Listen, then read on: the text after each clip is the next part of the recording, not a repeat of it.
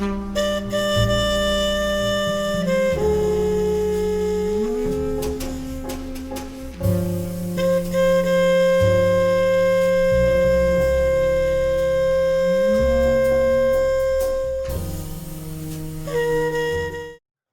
behalf of Boston College and the Carroll School of Management, welcome to the Boston College Chief Executive's Virtual Open House, where my guest today is John Fish, Chair and CEO of Suffolk.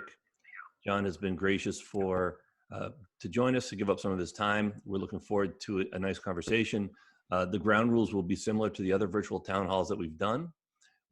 John and I will spend about 30 minutes going back and forth for a while.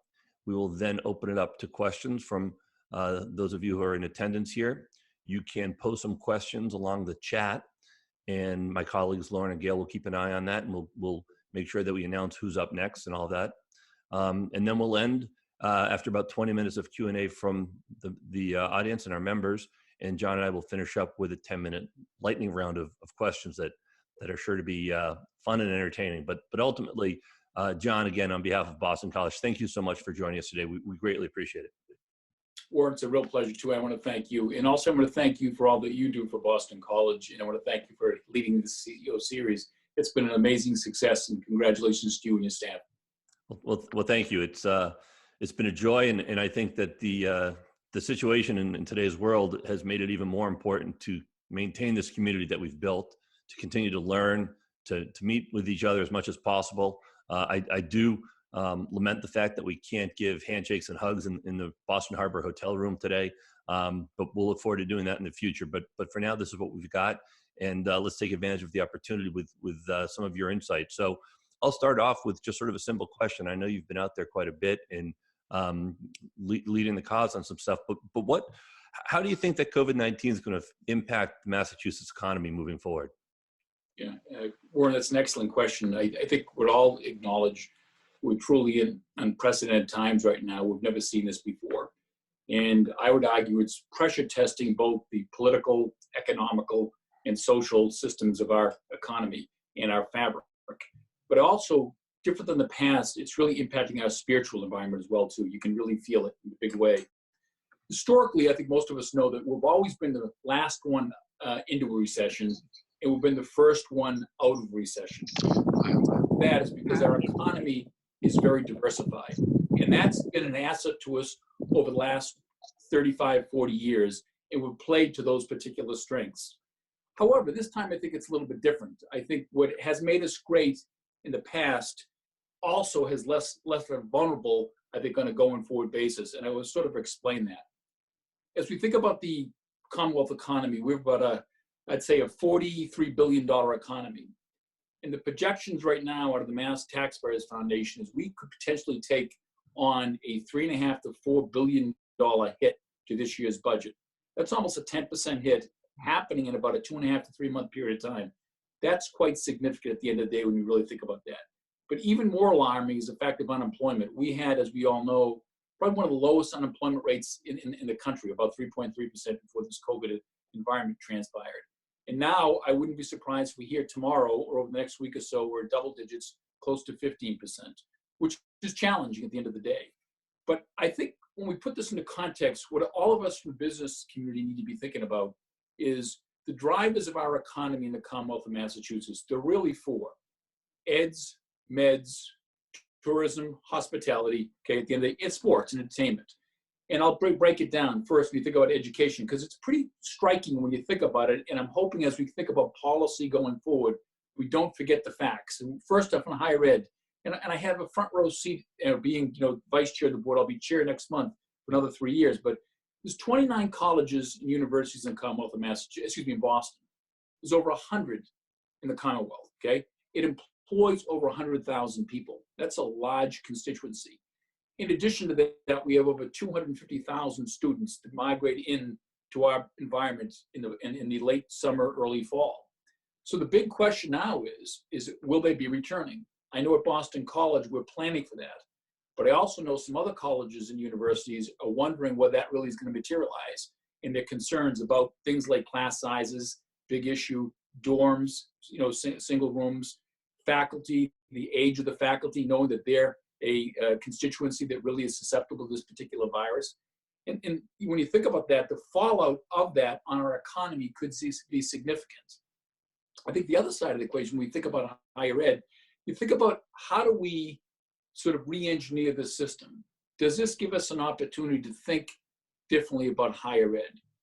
And when I say that, I'm talking about some of the smaller colleges consolidating. I'm talking about the idea of online. We've proven over the last few months that it's really, really been advantageous in many respects. Not perfect, but advantageous. Faculty-student ratio is a big thing I think people are going to look for as well too. Do we want to execute or use our physical plans for 12 months as opposed to 9 months, which is a big thing. Same thing about degrees. Does it take 4 years to have a degree? Could we do it in 3 years? Same thing with law school. Could you go to 3 years down to 2 years? And lastly, I think one of the big questions is, and the elephant on the table, is tenure. How is this whole COVID experience going to really impact tenure? And I think that's to be debated. Secondly, from a driver point of view, I talk about the healthcare side of things. We really think about it. Healthcare is a huge driver in our economy in Massachusetts. It employs over 650,000 people. And Partners Loan, which I'm involved in at Mass General, our system employs over 80,000 in the city of Boston, which is the largest employer.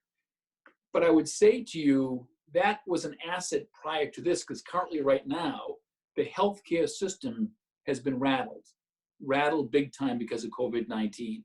And when I say that, the losses that both Partners Healthcare, the new term is Mass General Brigham, MGB, and other community hospitals in the Commonwealth have really been shaken to the foundation. And my concern is if we need to deal with that on a going forward basis, and I don't think the federal government is going to bail us out. So I take a look at that as an opportunity. How do we re-engineer our healthcare system, okay, going forward? Can Boston and Massachusetts be one of the leaders in that conversation? First and foremost, I think telemed. We never before any system around got reimbursed for telemed, okay? Is there an opportunity now, based on regulations, which is reimbursing telemed right now, to continue that on post-COVID-19? I think there's very good discussion going on in Washington that be the case. Think about supply chain. How are we going to deal with the supply chain going forward? We were rocked, I think, this time go around with PPE and so forth. I think the Commonwealth and I think the country is going to wake up to that. And also, I think what it's going to prove is also the idea of FDA approvals. We're going to be hunting for a vaccine for quite some time. And I do think at the end of the day that the vaccination is the only solution to getting people back to work 100%, Lastly, and I would say this to you, is that the third driver is really tourism, hospitality, and aviation. And when I think about that, I just want to make one comment. That sector maybe not seems to the general person really that big.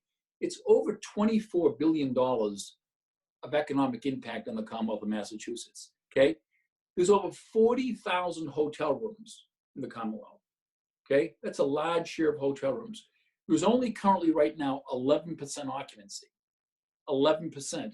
So figure out economically what the impact is that having on our healthcare industry, and it also translates to our tourism and aviation business.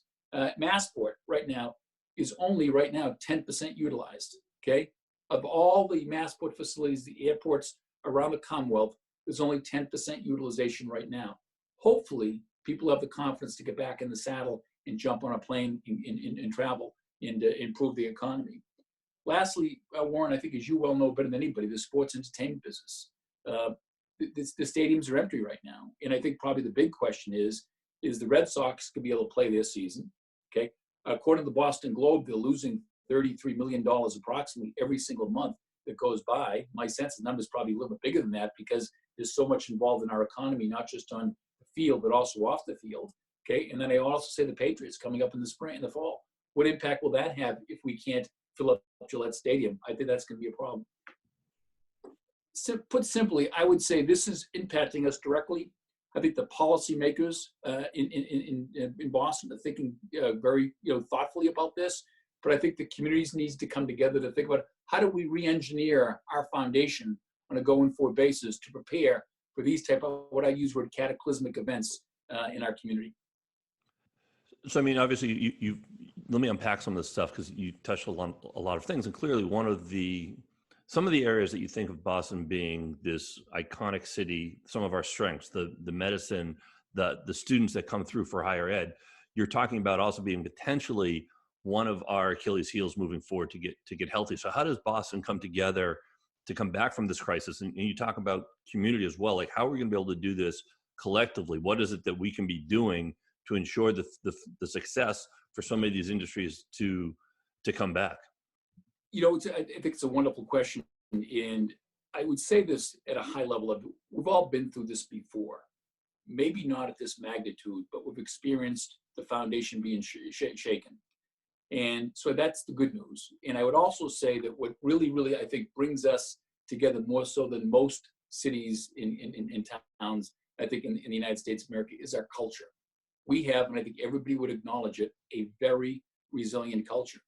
And I just hearken back to the marathon of 2013 in April, what happened there. And I think everybody really understands how Boston came together in a very, very thoughtful, congenial, supportive way. And so people are often talking about in the country that Boston is a small community of we have about 700,000 people in Boston. It swells to 1.4 during the day when people come to work. But we've always punched above our weight economically. And that's, I think, that capability and potential still exists. We just need to think differently how we present ourselves to both the national and global economy. But let me just answer that question very directly, and I would say this. When I think about business and I think about recovery, I look at it from an asset and liability perspective. What's our balance sheet in the Commonwealth of Massachusetts looks like? We think about that. I would say we probably have one of the strongest balance sheets in the country by far, when you think about that. Not just social capital, I'm talking about economic capital. And my sense is, pound for pound, when you think about some of the characteristics of caring, look what happened right now through this COVID environment, the frontline workers. We couldn't ask a constituency for more than what they did for us. Think about Project Hope, the 1,000 beds over the convention center. You think about the Resiliency Fund, and I looked on that this morning. Warren, we've raised over $30 million as of today in the Resilience Fund. I mean, it just speaks to philanthropy in our community. Then I would argue about the intellectual capital. I would say we're the intellectual capital of the world here in Boston. And I say that with respect, not a sense of bragging at all. And we're the first in many different things. Think of public parks, libraries, public transportation. Okay, we have almost 170 Nobel Prize winners in the Commonwealth of Massachusetts. I bring those things up because those are assets to our balance sheet. Talent, youngest talent pool in the country, which is very, very phenomenal. Life science, #1 life science clusters in the country here in the city. Innovation. I mean, the amount of money that we pour into innovation in the Commonwealth is staggering on a per capita basis. Quality of life. I think everybody on this call would argue that we probably have one of the nicest quality of lives of any city in Commonwealth in the Union. And lastly, and I think the issue that's going to bring us together in a very thoughtful way to get us out of this is the cooperation, Warren, that we have between business and government. We've got a Republican governor, we've got a Democratic mayor. They both get along well. I haven't seen one of them politicize this issue like what's going on in Washington today during this whole entire crisis. It's all about safety and people first. And when you think about the strength that we're going to have coming out of this in unity as a Commonwealth, I wouldn't bet against us, candidly. I think the four corners of our narrative as a Commonwealth have been shaken, okay? But no doubt in my mind, I think we'll come out of this very, very strong. Well, I think your optimism is refreshing. And when you think about the strength of the city here in our community, it's the people, right? And I think our ability to row in the same direction, to work as a team, to meet these challenges. And I think the marathon was a great example of a city coming together in ways to heal as well, right? It was both moving forward, both short and long term. I've done my homework, so let's turn our attention a little bit to how you think people can return to work with so much uncertainty out there. And like I said, I did my homework. I watched your chamber event where you talked a little bit about that it needed to be done with a high degree of empathy and compassion so that people themselves sort of own the reentry. Today, we all saw that for those of you who like to golf, go for it. That industry is opening back up. So For those who want to spoil a long walk, go for it.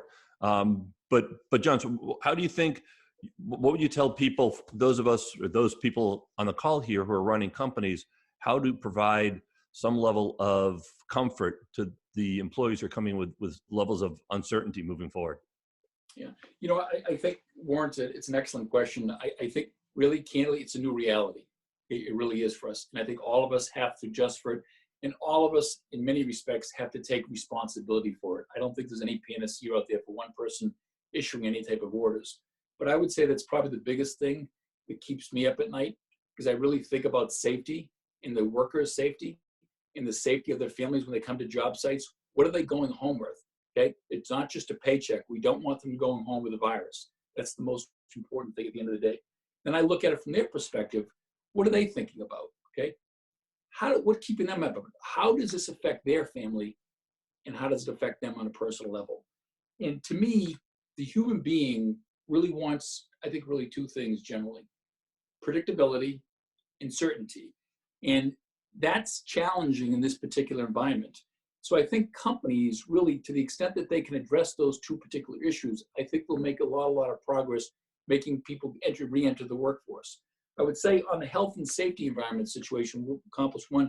As I mentioned before, we went out and purchased infrared cameras, similar to the cameras they used in Seoul, Korea at the airports, so we can temperature test our people when they're going on the job site. But equally importantly, when they're leaving at night, going home to their families, that they haven't sort of, spiked the temperature during the daytime. The second thing, what we've done is we're using these Tri-X monitors, the distancing monitors, keeping people 6 feet apart from each other. And when they're not, what happens is they start to beep a little bit when you get closer and closer. So we're experimenting those out in California right now. And so far, because we've opened up in San Francisco, it's going pretty well. The other thing is I think they're looking for certain paychecks. How do the individuals out there right now really have confidence that they can pay their mortgage or pay the rent on a monthly basis? I proudly say to you is we are one of the companies that did not make any employee cuts. We had nobody cut in salary, and we didn't suspend any 401ks. That doesn't mean we're not running our business as a meritocracy going forward, because if people don't perform, there's not much we can do about it. But our idea is that the people in the community today, I think, have suffered enough. And how can we as a company try to make them more comfortable, Warren, in the situation they're currently dealing with at the end of the day? But I think at the end of this whole conversation, I don't think anybody is going to be comfortable until we have a vaccine. And when people talk about a vaccine, and being chair of the hospital at Brigham Women's Hospital, we get on phone calls quite frequently. It really is, I think, with all the approvals, probably 18 months away. Even though we'd like it to be the next 6 weeks, it's not going to be. So the question is, how do we build a bridge with each other for the next 18 months? And I think when I think about that, I think about really some really salient issues. One, trust. Biggest issue in America today. You read about Fortune magazine. A lot of employees don't trust their employer, okay? Which is a big thing. How do we sort of bridge that gap today from a level of transparency? Secondly, I think the issue of instilling confidence, okay, and hope. People are scared right now, okay? They're worried about themselves, but probably more importantly about their families. How is this impacting the family? Then I think the last thing is communication. I think at the end of the day, we have a very, very high capability right now of communicating with people. Are we really exercising that to the greatest degree? Are we doing it in a way that people really feel, again, trust and transparency, letting people know the truth, and not, sort of just skirting over the severity of the situation we're in? I was talking to Eric Rosengren at the Fed yesterday. It was interesting is that, his opinion is that, this could be a tough road. He's optimistic. I expressed my how proud I was of how well the Fed is, managing through this crisis. I think their actions were very appropriate. But at the end of the day, when you think about it, you're calling a halt to a $70 trillion economy. And now throughout the globe, we're trying to restart that. We've never done that before. So I think we should, hope for the best, okay, but plan for the worst. That would be my gut sense. And again, I think we'll make it through all this. I just would close by saying this thing on this issue.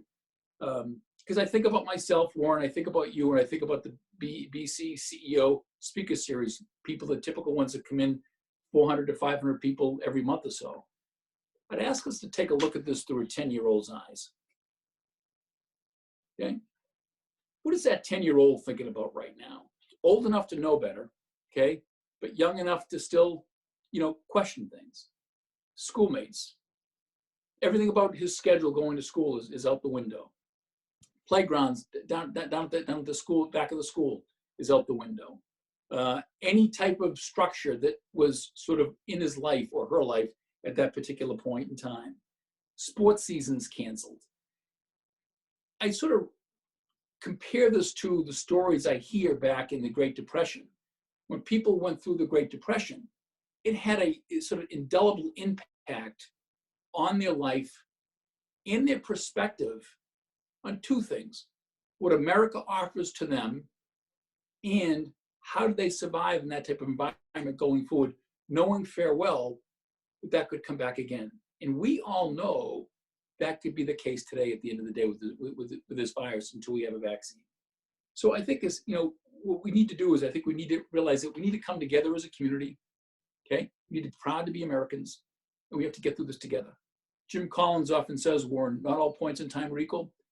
I believe now is the time for us to come together and recognize nobody has skirted this virus. We're all in it together. And how do we take the assets of the Commonwealth and bring it together in a thoughtful way that we can pull ourselves out of this as quickly as possible? You've talked quite a bit about trust, which I think is really, really an important topic. And I also believe that here in Massachusetts, we seem to have that collaboration that you've talked about, that partnership between public and private, between Republicans and Democrats. I don't want to turn this into a political debate, but I am sort of interested. I know you spent a lot of time down in DC at the Roundtable and some other venues. What are your thoughts in terms of how this crisis is shaping America's standing in the world as a leader? Is that something that's taking a hit? What are your thoughts on how America is handling this as a nation at the macro level? Some people would describe me as a contrarian, and I see a lot of the sort of the politics that are polarizing people across the board. In my opinion, I think put simply, America is still number one in the world. Now, has this been a big wake-up call? I think that's probably, in many respects, an understatement. I just firmly believe democracy is the best form of government. Does it get sloppy? Historically, it has, and I think it will continue in the future. But I think what we need to be thinking about right now as we go through this, as it relates to being American, it's not so much what's going on right now, it's about the next generation. With my generation, which is a baby boomers, is the first generation that's going to be exiting this country worse off than we were born into it. And what type of responsibility do we have for that, for the next generation coming up? And can we take this time to really figure out strategically how we can maybe build upon what we've learned and ensure that it doesn't happen again in such a messy way? And I would also say, and again, I don't want to get political because you pointed that term out, is that I think freedom is something that I'm hoping people reflect on through this period of time when they're at home. And why I say that is because I think, one, it's been challenged. Would be stay-at-home orders, closing restaurants down. Government typically doesn't do that. But also what I would argue with people, I think we as a country have taken advantage of the freedom that the people before us fought for, okay, and sacrificed for. And I think what's happened is we haven't really paid respect to that, because freedom does, okay, come at a cost. And I'm hoping that we can all come together and have a high degree of appreciation for the freedoms that we have in America. And I don't want to stand on a stump speech of politics, but I really, really believe this. Look at America right now, where we currently are in 2020. We have currently a $25 trillion budget deficit right now, okay? $3 trillion this year in excess of what we thought it was going to be because of all the CARES Act. Unemployment is going to move to double digits at the end of the day. What does that speak to inflation? You can't just print money. What's going to happen is we're going to have to pay the piper at some point down the road at the end of the day. And probably the most significant thing that I would like all of us as a community to think about, and we've talked quite a bit about, but we've never really done something about it, the divide between the rich and the poor. There is no doubt in anybody's mind that this sort of catatonic state has driven a wedge before that gulf much deeper and much farther apart than it has before. Prescriptively, what can we do to address that? What can we do as business and government coming together to help solve this? And I would say at the end of the day is that this is about not just about an economy, it's about the soul of our environment has been torn. Is this an opportunity for us to look in the mirror and reflect, okay? And come together and do something about it. Forget about Republican, forget about Democrat, okay? I'm talking about a human being, talking to people that care about each other at the end of the day. I believe in the spirit of America. I believe in what America stands for. And I think at the end of the day, we're gonna come through this stronger, more united, and more committed than we've ever been before. Well, I hope you're dead on there. I like the optimism. And I also would point out for those of you who didn't join us last week, Bob Rivers, Chair and CEO of Eastern Bank, joined me. And we had a really nice conversation. And we touched quite a bit on this divide that you mentioned, the economic racial gap that we both have and that's widening. So for those of you who weren't able to join us last week, please go to the Boston College Chief Executive's YouTube channel. Believe it or not, that's what we've come up with. And you'll be able to see the conversation that Bob and I had. I will turn to our members for some questions after one last one I've got. So if you do have questions, start to put them in the chat, and my colleagues Lauren and Gail will keep an eye on it, and we'll move forward through those. But my last question, John, for you is actually harkens back to what you said about looking through the eyes of a 10-year-old. I want to move forward, let's say 8 or 10 years. Let's pretend that 10-year-old is in the process of applying to college, let's say randomly Boston College, because he or she is an incredibly intelligent young person. What is this region going to look like when that 10-year-old is applying to colleges? What impact will what we're going through today in 2020 manifest itself into here in our region? It's interesting, is that if I could answer that question, I'm telling you, I wouldn't be in the real estate construction business, that's for sure. But let me take a stab at it. I'd like to begin with a story. I'd like to take people back to April 15th, 2013. And that was one of the biggest crises our community has ever encountered. And I remember vividly that I was coming back from a Red Sox game, and I was coming down Boylston Street, and we live at the Mandarin. And I went up to our unit, and our unit has a balcony on it. And it was right about the time, about a little bit past 2 o'clock. And I was looking out the glass balcony, and I heard the shots go off.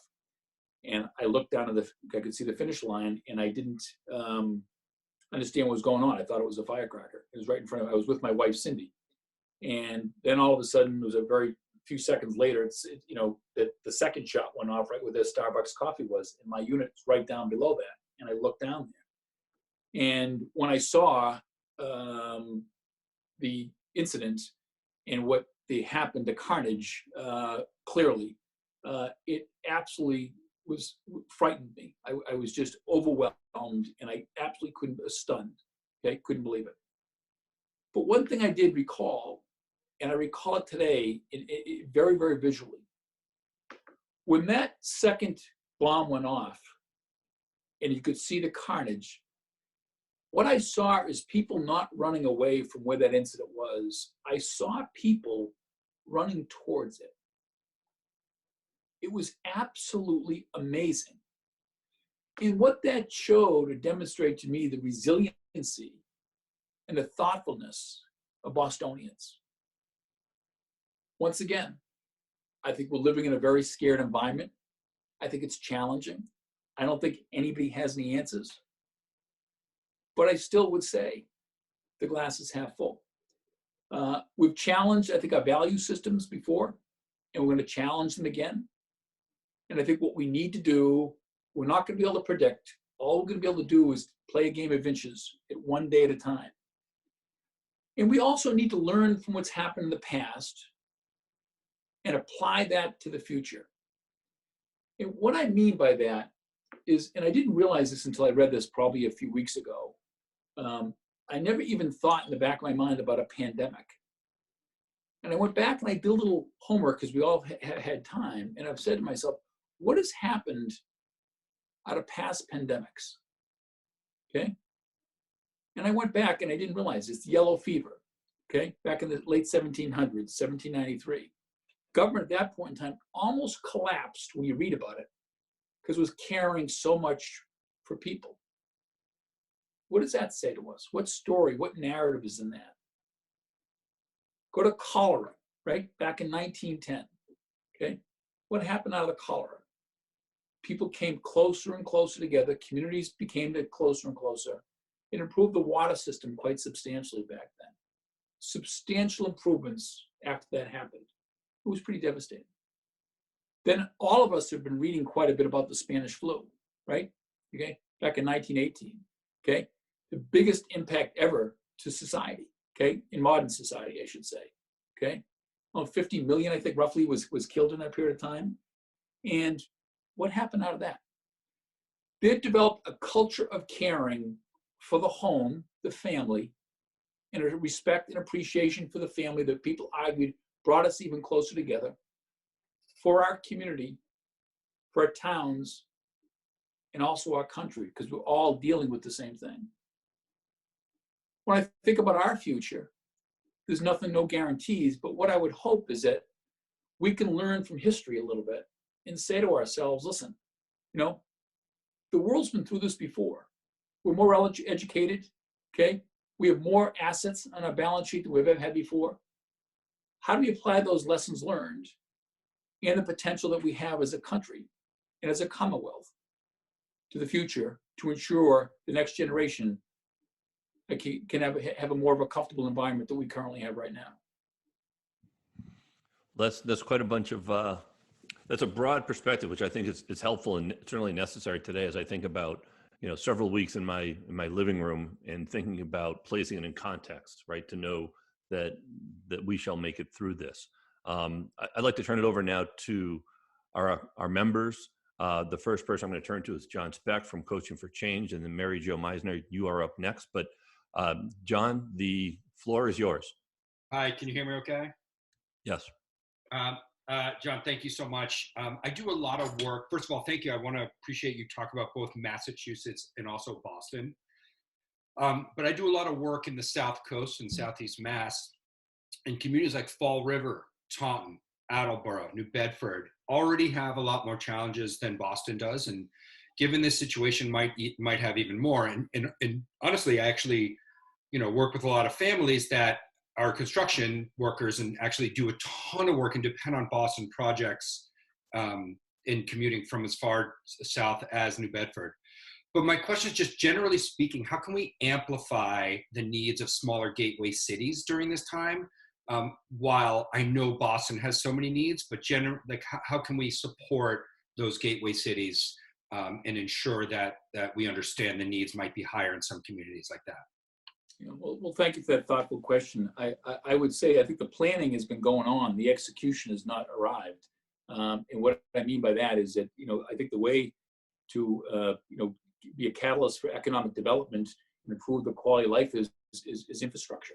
And I think the idea of how do we introduce a much more reliable transportation system down to southeastern Mass, open up those different arteries so the commute, whether it be from Boston to New Bedford or to Marion, Massachusetts, or some other place in southeastern Mass, Fall River, is easy to get to.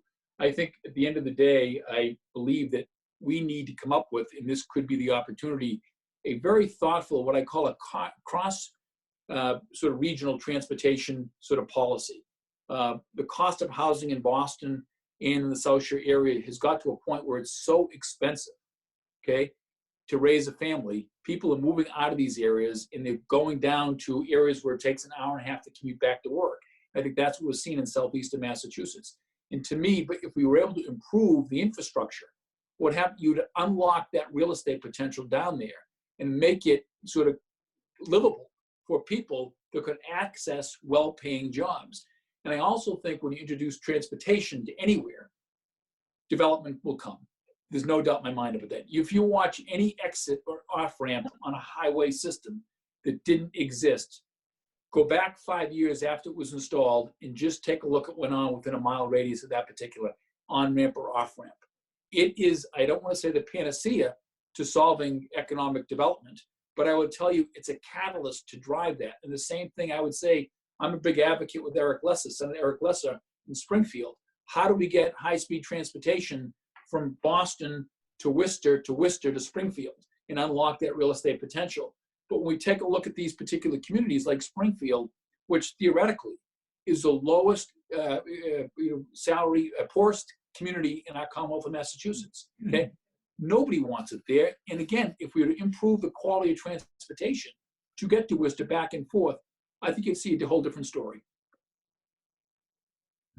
Thank you. Thanks, John. Up next, Mary Jo. Mary Jo, good to see you again. I know that you joined us last week, and we've got another question today for John. So thank you again. The floor is yours. John, thank you so much for your incredibly thoughtful and insightful comments. In reference to the comment you made about how our communities, our industries, our sectors need to come together now to re-engineer Boston, do you envision an approach to put something like that together beyond our current reopening advisory board? Do you envision how you would create a platform for that to happen as our next step? Because I think it's a really good idea. Mary Jo, thank you for that question. I would say, I've already mentioned this to you, and I'll try to get a little more specific with you. I had a conversation with Jim Rooney, who I have a lot of respect for, the other day, and also Jay Ash, who runs MACP. And what a Mass Competitive Partnership, and what I suggested to both of those gentlemen is that what we really need to do is, and this is an opportunity to create this environment, is can we get the business community, not the Boston business community, the Massachusetts business community, okay, speaking with what I use the word one tongue, okay? We've never been able to have that happen in the past. We have so many different competing interests in the Commonwealth. How do we get our different chambers around the Commonwealth represented at a table, okay? And all these powerful businesses to come up with, I'll use the word, a strategy. How do we leverage the different assets of our Commonwealth, i.e. the North Shore? Manufacturing is going to be coming back to America. There is no doubt in my mind. We saw that through the supply chain. Tax cuts, I think, are going to be associated with manufacturing. Is that something Lowell and Lawrence maybe can be something that they can take advantage of, or Andover, okay? What are the areas out in Springfield? What type of economy can they generate? What type of cluster out there? Southeastern Massachusetts, what type of designation and incentives should people try to start on businesses? As opposed to being a fragmented community, how do we really think about this holistically? So the South Shore Chamber of Commerce, Peter Foreman, who's a wonderful guy, is not competing with Jim Rooney in the Boston Chamber of Commerce. How do we develop a strategy that's accretive to all corners of our Commonwealth? Now, I don't mean to be Pollyannish about this, but I do believe that it can be done, because at the end of the day, if we lobbied for certain things on a sector basis and devise it in such a way with incentives and improve the transportation infrastructure to support it, I think it might not happen overnight, but within the next 5 to 10 years, we're going to see a robustness that we've never seen before. Because I don't think we can rely on education as completely the panacea of solving our fiscal woes. I think manufacturing could be a phenomenal opportunity as we think about bringing our supply chain back from China and Southeast Asia back to the United States. We should be the first ones out there raising our hands and saying, listen, we'll figure a way here. Now, I'll close by saying this to you on that question, Mary Jo. When you think about workforce, and I'm going to go back to Southeastern Massachusetts. Okay, I went to school down there, a place called Tabor Academy, for 4 years, probably the 4 best years of my life when I was younger. And I never saw or identified New Bedford and Fall River a hard-working workforce in the entire country. And I work in a variety of different states throughout the country, and I've never seen the type of workforce they have down in Southeastern Massachusetts. And all we need to do is push a button and tap into that potential. And let me tell you something, the Chinese will never have seen people work so hard in their lives. Thank you, John. That's great. Anyone have a next question for John?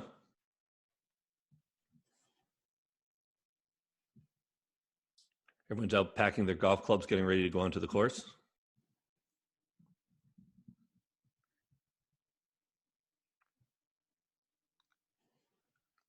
Okay. Um, Yeah, so- I have another. This is John Spack again. If I can ask another question, just John, if just as a CEO and as a advising leaders of business, just what is your advice of just how to promote culture right now? You know, with the uncertainty. And I mean that from like staff meetings. And you mentioned, you don't want to be.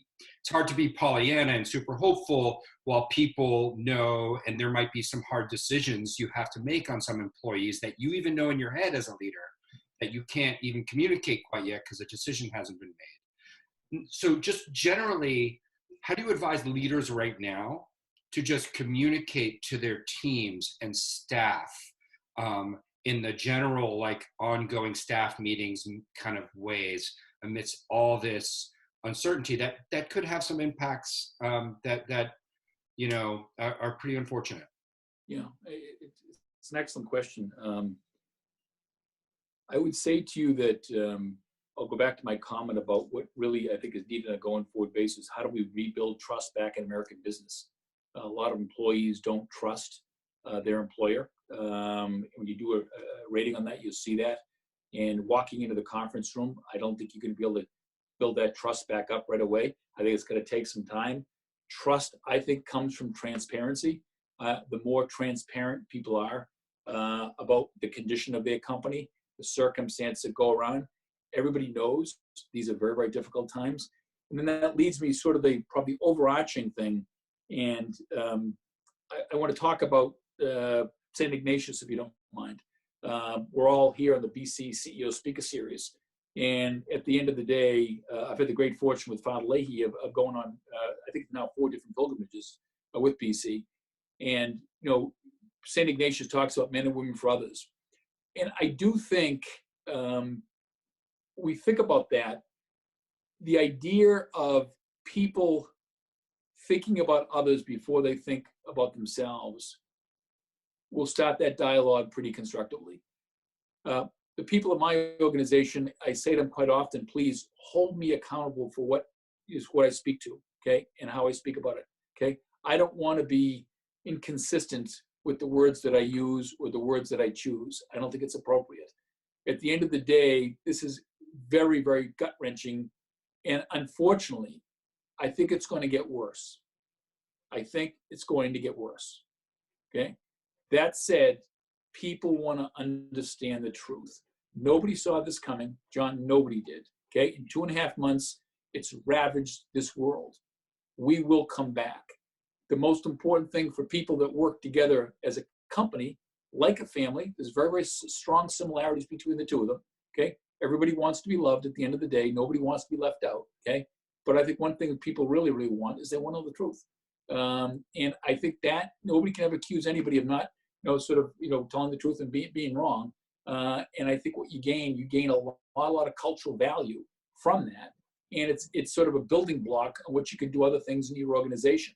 And I would say this to you humbly, I've learned that over a period of time.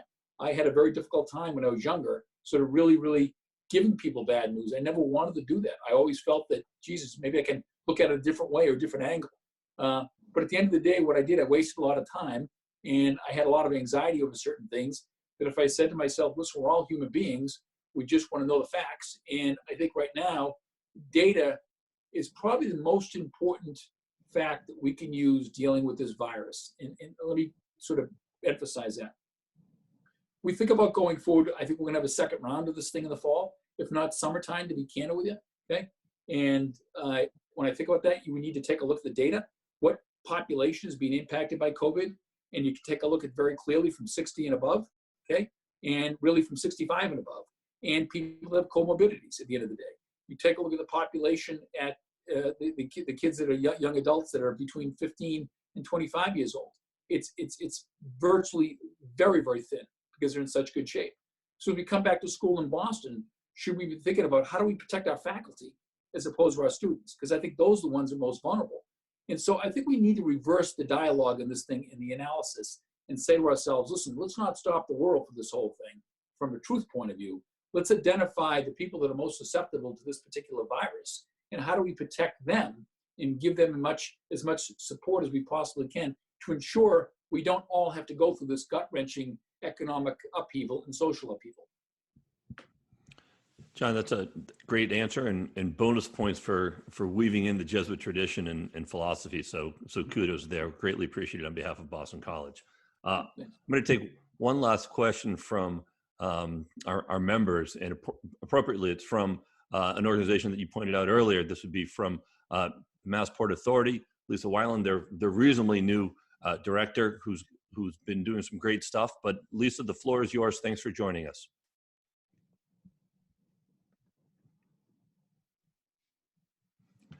Let's see, Lisa, if we have. Hi, can you hear me, Warren? Absolutely. Again, thanks for joining us. Great, thank you so much. And John, thank you for all of your terrific comments. You've been a terrific partner of ours at Logan. And as many of you may know, John is involved in the modernization of our international terminal.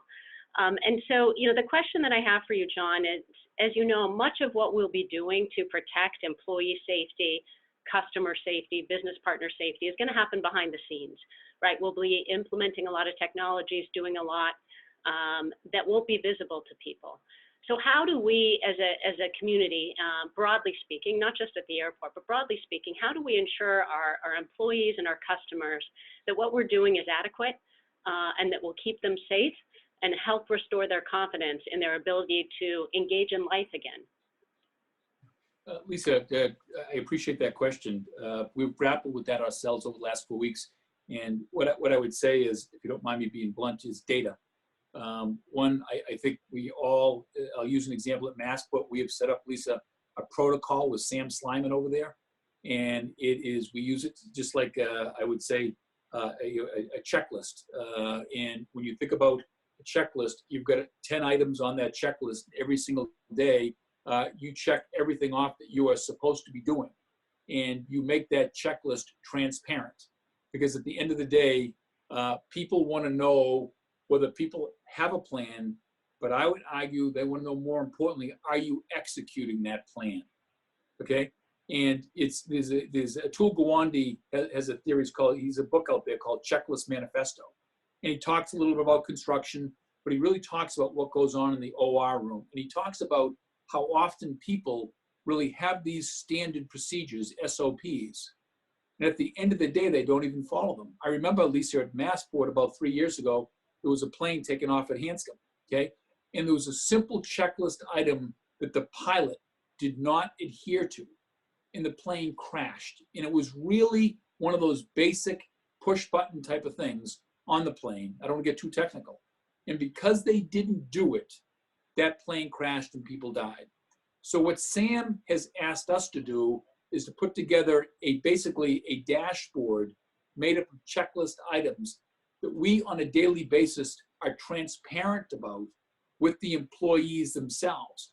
We also ask the employees, with Sam's help, are you comfortable? We're not asking you to own it, but are you comfortable with these procedures that were put forth? Do you think they best represent offering safety to you and your families? And so it was more or less that transparency and that level of sort of involvement in consensus on front of cause. Thank you. You're welcome. Thank you, Lisa, for your leadership over at Massport. Yeah, definitely co-sign on that one.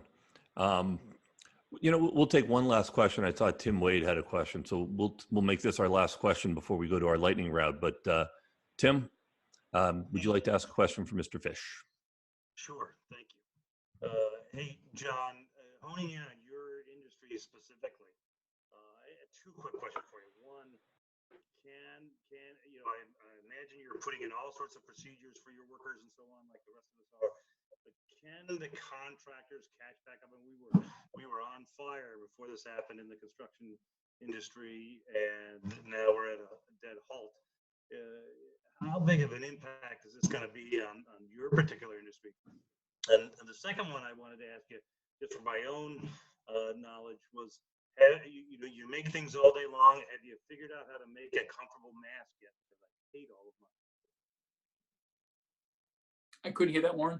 The second one. The second question had to do with whether you've been able to identify a comfortable mask for people to wear. He says he's unhappy with what he's found so far. The first question has to do with construction. construction productivity. We have a value. We've rebaselined all the schedules on all of our projects with the client, so they know exactly where we left off and where we need to get to. And trying to put benchmarks out there on a monthly basis to see how we're measuring that is what was the labor force before the shutdown on a daily basis, and how is the labor force trending based on the scope work that's going on in the job on a daily basis, then wrapped up into a weekly basis. But today, we're really trying to be a data-driven company, and I think what we can do, so we're not surprised, we're using the data of manpower. We've also, because most of our work is union in the city, we've had good relationships. I know some people are challenged by the unions. I would be the strong supporter of the unions. They've been very, very good to us and very good to the city of Boston. And they have really, really worked well with us during the shutdown period of time to ensure the workers themselves come back safely. Our goal is we're basically at a 6 to 7 month sort of shutdown. That's what we're looking at right now.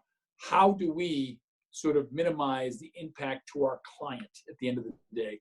We all recognize that the client's paying interest on those loans on a daily basis, and that at the end of a job adds up to a lot of money. We try to put ourselves in the seats of the client and looking through their eyes, and then sort of encourage our workers, listen, this is what we need to do, but we need to execute on a safe basis with that dashboard that I talked about. But I don't think we're going to make up all the lost time at the end of the day. I really don't. But I think what we want to do is I think people want to get back to work today. I'm on the phone every day, and people are anxious to get out of their houses and back to work. And I think it's the right thing to do what the governor and the mayor have done, because at the end of the day, every day we stay home, yes, it's a huge economic hit to everybody, okay? But I think it's a sense of insulation from this second wave of the virus hitting us all. So I support the 18th date that the governor and the mayor have come up with. And I think at that point in time, we're still going to have a smaller second wave. But I think it's something we're going to have to get used to and use the data to manage it this time around. Thanks, John. Excellent. Like any good academic, I saw a really interesting idea that Linda Henry had adopted, and I decided to acquire it myself. So in a conversation she had, she came together with a bunch of lightning round questions, and I'd now bring those to today's session with John. And I'll start off with the first one. John, what's the last book that you read? I would say Good to Great by Jim Collins. I read it quite often. It's one of my favorites, at least once a year. But I always learn something every time I pick it up. So it's a hallmark. And by the way, Linda Henry is much brighter and smarter, Warren, than you and I together. You know that as well as I do. No debate there. My next question: what's the last song or album that you listened to? Probably Motown. It's my favorite. Excellent. Excellent. What was the first paying job that you had? I was a laborer in the unions back. My father had me join I didn't join, but I could stand alongside of a labor union, one of our jobs in Boston, in the North End. But the first real job that I had was I had a athletic apparel business at Bowdoin College. I used to sell sweatshirts, and I would have the freshman pledges at the fraternity with my sales force. And I used to get things silk screened, and I had a little shop in my dormitory, and they were my salespeople. I paid them a little commission, and we did quite well for that period of time. That's fantastic. I did something similar at Hobart and William Smith as an undergrad myself. And as an educational process, what I learned quite a bit about was the intellectual property rights that the colleges maintained and quashed my idea. So yeah, no, that's a great first job. If you give me one living person today, who would it be?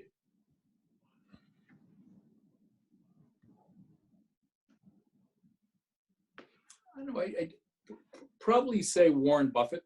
And I think a lot of people may say Warren Buffett's name, but I would say for this particular reason, he is by far probably the most iconic business person in our century.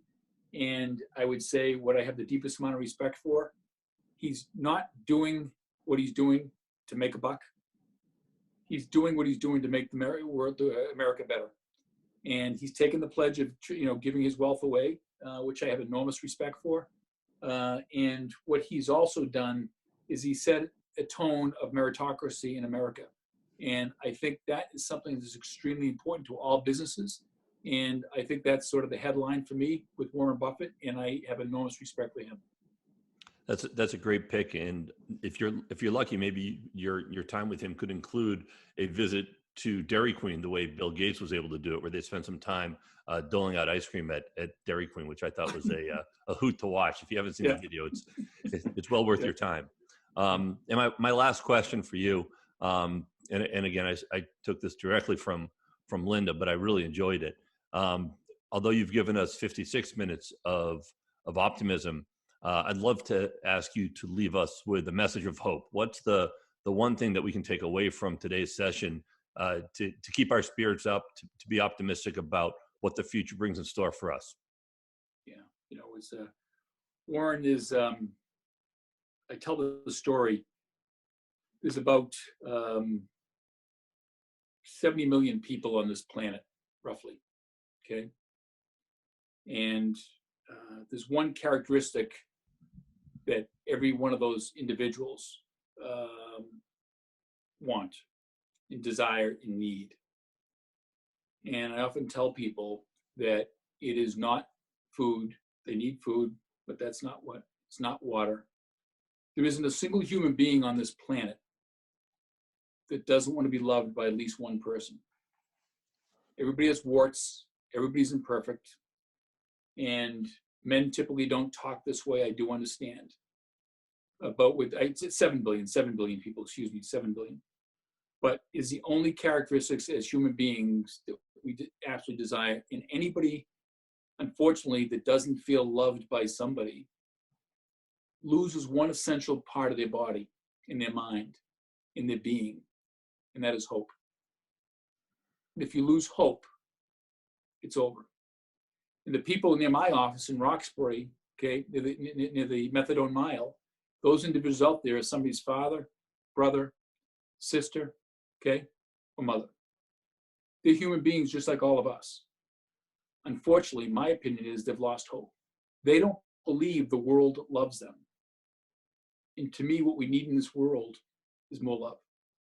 And it's a term that, as an Irish Catholic, I wasn't brought up that way. I'll be very transparent with everybody.